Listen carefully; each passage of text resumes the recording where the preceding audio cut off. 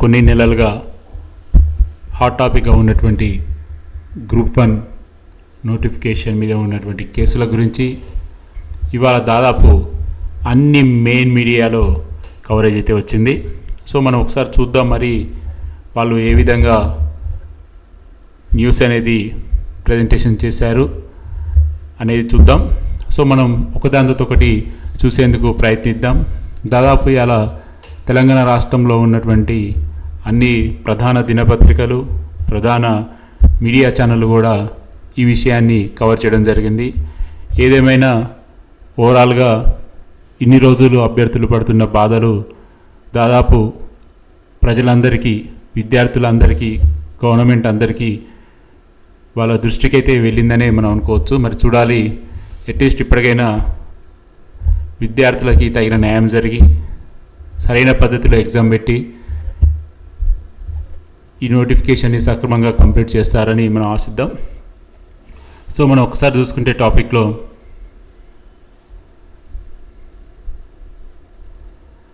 First మనం వెలుగు దినపత్రిక తీసుకుంటే పోస్టు పెంచి ఇచ్చిన నోటిఫికేషన్ చెల్లదు, గ్రూప్ 1పై మళ్ళీ కేసులు. గ్రూప్ 1 పోస్టుల భర్తీ కోసం 2022లో జారీ చేసిన నోటిఫికేషన్ని రద్దు చేయకుండా మరొక నోటిఫికేషన్ జారీ చెల్లదంటూ దాఖలైన పిటిషన్లను హైకోర్టు శుక్రవారం విచారించింది. పిటిషనర్ తరపున సీనియర్ న్యాయవాది జె సుధీర్ వాదిస్తూ 2022లో 503 పోస్టుల భర్తీ నిమిత్తం నోటిఫికేషన్ జారీ చేశారని, వివిధ కారణాల వల్ల పరీక్ష రద్దయిందని కోర్టుకు తెలిపారు. అయితే గతంలో పరీక్ష పాల్గొన్న అభ్యర్థులకే దీన్ని పరిమితం చేయాలన్నారు. 503 ఖాళీలకి అదనంగా 60 పోస్టులు కలిపి తాజాగా నోటిఫికేషన్ జారీ చేయడం చెల్లదు అని అన్నారు. సో ఇది పిటిషనర్ తరపున ఉన్నటువంటి గౌరవ అడ్వకేట్ గారు ఈ విధంగా వాదించారు. సో ఇక గవర్నమెంట్ తరపున ప్రత్యేక న్యాయవాది రాహుల్ రెడ్డి గారు వాదిస్తూ టీజీపీఎస్సీ రాజ్యాంగబద్ధమైన సంస్థ అని, పరీక్షని రద్దు చేసి తాజాగా నోటిఫికేషన్ జారీ చేసే అధికారం ఉందన్నారు.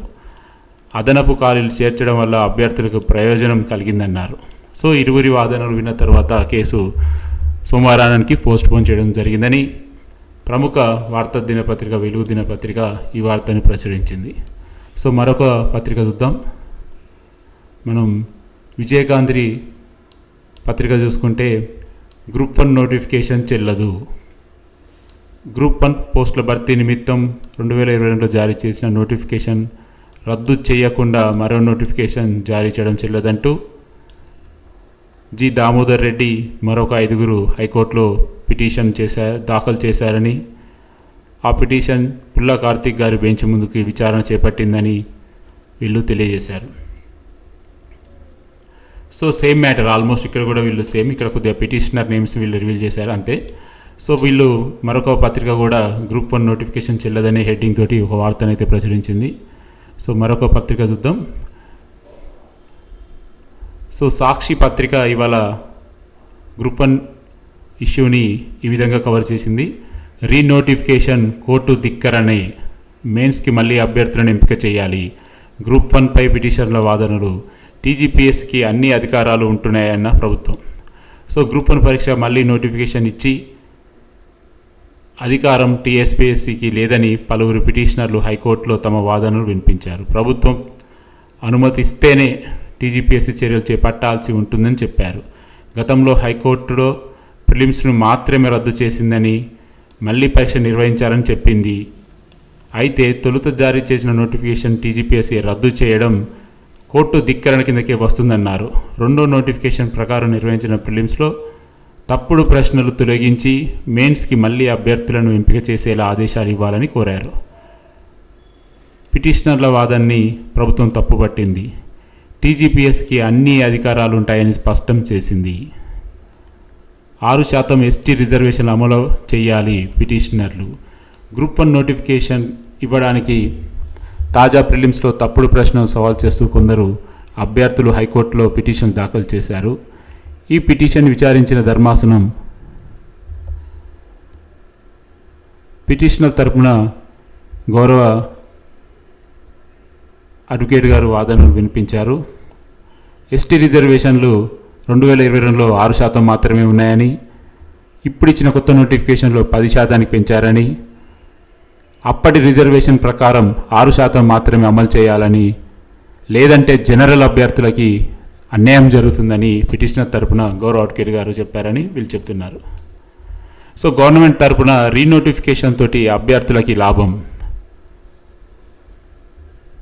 2024 ఫిబ్రవరిలో 563 పోస్టులకి నోటిఫికేషన్ ఇవ్వడం ద్వారా 60 పోస్టులు అదనంగా చేరాయని, ఈ అదనంగా చేరిన 60 పోస్టులు పాతవారికి కూడా లాభం అని గవర్నమెంట్ తరపున గౌరవ అడ్వకేట్ గారు తెలిపారని వీళ్ళు చెప్తున్నారు. సో సాక్షి కూడా బాగానే కవర్ చేసింది న్యూస్. ఇవాళ చూద్దాం మరో దినపత్రిక.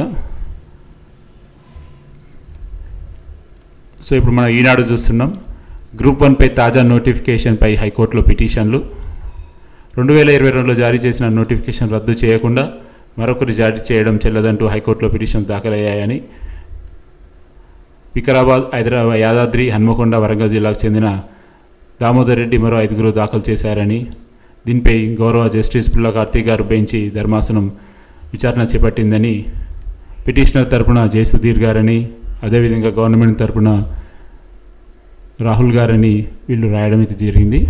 సో ఓవరాల్గా వీళ్ళు కూడా సేమ్ మ్యాటర్ చెప్పారు. ఎస్టీ రిజర్వేషన్ 6% నుంచి 10% అంటే జనరల్ అభ్యర్థులకు అన్యాయమని, అదేవిధంగా పాత నోటిఫికేషన్లో 503, కొత్త నోటిఫికేషన్లో 60 పోస్టులు కలిపి 563 కొత్త వారికి అవకాశం ఇవ్వడం కూడా పాత వారికి అన్యాయం అని వీళ్ళు చెప్తున్నారు.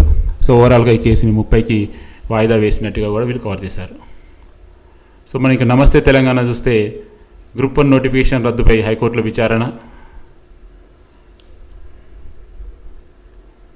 సో వీళ్ళు కూడా ఆల్మోస్ట్ సేమ్ చెప్తున్నారు. ఇక్కడ కూడా 503 పోస్టులు 2022లో నోటిఫికేషన్ రిలీజ్ చేశారు.